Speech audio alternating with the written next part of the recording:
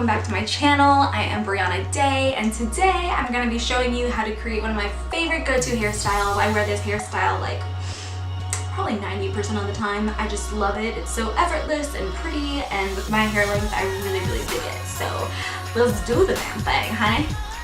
So the first thing I'm going to do is I am going to use a little bit of dry shampoo. I love the Amika Perk Up Dry Shampoo. I've been using this for over a year, both on myself and in my professional hair kit. And I'm just going to part my hair and spray this directly at the root. I'm on like day 3 of this hair, and I just want to make sure that I have an awesome matte texture, because that's really what gives me that beachy vibes. I love the Amika Perk Up Dry Shampoo because with my dark roots, it doesn't leave like an ashy film on my hair. Even if it does a little bit, I can just shake it in and it's immediately gone, and it smells so good. I just love this product. To curl my hair today, I'm actually going to be using the Amika Chameleon Wand. This is so awesome if you're somebody that likes to do a bunch of different types of curls and hairstyles, because it has 5 different detachable heads in it, and I'm going to be using the largest of the 5 because I like a looser beach wave. I feel like it looks just more effortless, more natural, and I just like it. So I start off by kind of parting the hairs at the top of my ears and leaving out that whole bottom nape area of my hair, and I'm going to do this in a few different sections. And I'm just going to grab large sections. I'm going to split this in half. 3 large sections. Told you I have a lot of hair, and I'm just going to start wrapping. And the key is to make sure that you leave out a couple of inches. And one of the things that I like to do, just because I'm somebody that, like I said, has a lot of natural texture, is I like to rock the wand. So I'll twist it up to the root, but then pull it out, because what that does is it helps pull out that wave, and you'll get an even looser kind of effect. Once that's done, don't touch it. Notice as well that I am wanding or curling away from my face. So the wand is always behind the hair strand when I wrap it. This is important because you want it to really frame your face the right way. If you're somebody that wants to create more fullness, more texture, you can alternate. So the pieces around your face should always start off by going away, and you do that again by keeping the wand behind it. But you can alternate the curl pattern by coming in front and curling towards the face. That's going to create more body. It's going to separate the curls more, but I don't need more body than I already have.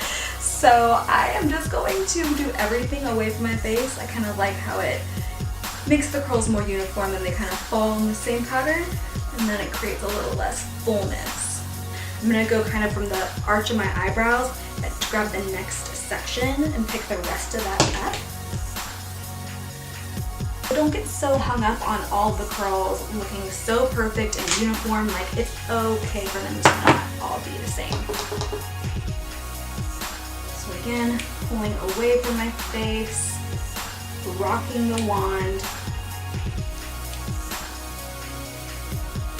leaving the ends out and letting it loose and fall. Because I'm left-handed, I kind of have to come at it from a weird angle. So I bring the wand around and behind my head like I am trying to do like a tricep stretch, and I wrap around from behind just like that. That's how you get it a little bit easier. And just basically follow the same exact pattern all the way throughout. So I'm going to go do the rest of my hair, and then I'm going to show you how I finish this off.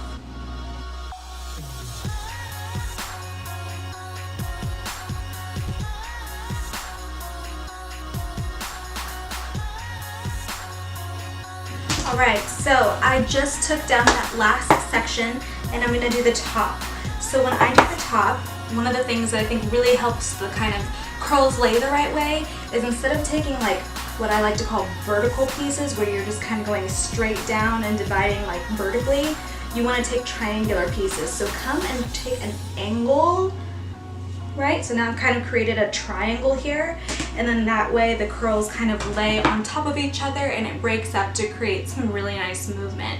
So now I'm going to take the wand again, coming from behind to curl away from my face, and I'm holding it out about, I don't know, what is that, 2 inches away from my scalp, because I really don't want it to be too tightly close to my scalp. I want it to lay a little bit more flat in the face framing areas, and I'm just rocking that wand, following that same exact technique, leaving the ends out, and then I'm gonna let it fall.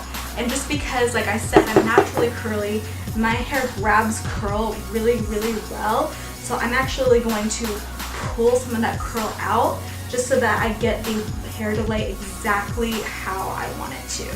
So while the hair is still hot, that's when it's setting. That's why you don't want to touch all these curls on your hair. You want to let them do their thing. And so if you feel like you need to manipulate the curl a certain type of way, you can kind of do that while it's warm without putting more heat on it.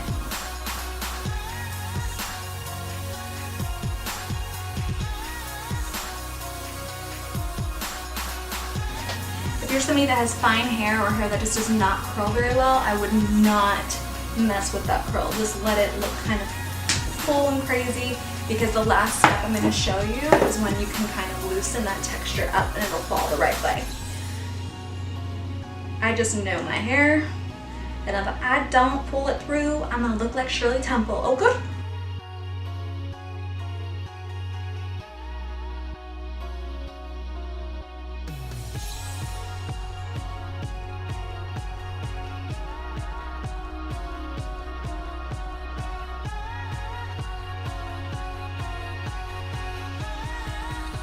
Alright, so now we're here, we've got all these curls happening, we haven't touched them, so they're all still very much put together. So what I'm going to do now is I'm going to take my favorite flexible hold hairspray. This is the Amika Flexus Touchable Hairspray. I love this brand, obviously. I talk about it on my Instagram all the time. And I'm just going to touch all of these curls, get underneath here, give them a little reinforcement. And now what I'm going to do is I'm just going to shake all of this out. So as long as your hair feels cool, that means that the curls have completely set. So once the hair feels nice and cold, you can use a brush, but I don't like to do that. I just like to use my fingers and start shaking them out. So I'll come from underneath, come from up top, pull them apart. And some people like to use a salt spray, but when I use wet sprays, it starts to really pull through my natural curly texture. So I don't want to wet my hair with a wet salt spray because I'm not trying to see those curly kinks come through. I did so much work to get my texture smooth. So instead, what I like to do, and this is really great for everyone, is I like to use a texture spray, something that's a little bit more matte and a little bit lighter. So this is the Undone Volume and Texture Spray. You guessed it, by Amika. And I'm going to just come through this, and it's going to give it that piecey texture back. So I'm going to kind of like grab, twist little pieces together, and let that texture spray work its magic. And voila, messy, beachy, fun curls. There you have it. That is my tutorial on creating beachy textured waves on naturally textured hair. So I hope you really enjoyed this tutorial. Let me know in the comments what you thought, and then if you haven't already, go ahead and hit that big red subscribe button below. Really helps a sister out when you do that. I've got so much great content coming your way soon, and if you have any special requests for content or videos you want to see, just drop them in the comments, because I love creating content that you are excited about. So thanks for watching, and I will see you guys next time. Peace.